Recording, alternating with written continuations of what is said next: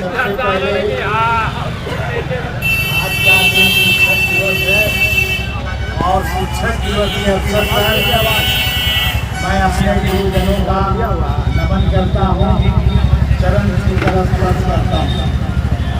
आज हम लोग का समाधान यात्रा का कार्यक्रम मुगल कुमार भारी बाजार हबीबपुरा तमाम मोहल्ले से हम लोग घूम रहे हैं और इस शिक्षक दिवस के अवसर पर हम बताना चाहते हैं कि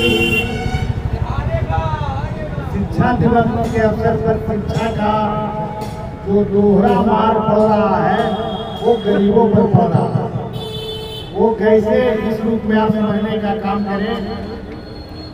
पहला तो जो GST गरीबों के द्वारा सरकार को दिया जाता है, तो वो GST जैसे आप मान लें कि बगल में किराने की दुकान है, आप अगर एक साबुन लेते हैं लाइफबॉय साबुन तो आपको 18% GST देना पड़ता है।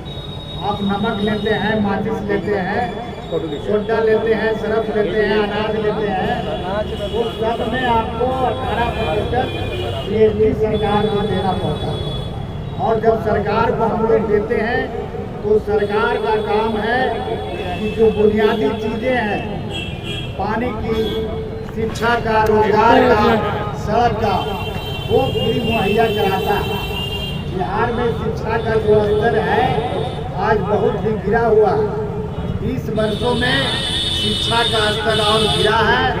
आप मान लीजिए कि जो गरीब बच्चे स्कूल में, सरकारी विद्यालय में नहीं इसलिए जाते हैं क्योंकि वहाँ पढ़ाई उन्नत नहीं हो पाती है। लोग निजी स्कूल में, प्राइवेट स्कूल में भाग रहे हैं, तो वहाँ भी उनको टैक्स के रूप में देना पड़ता है।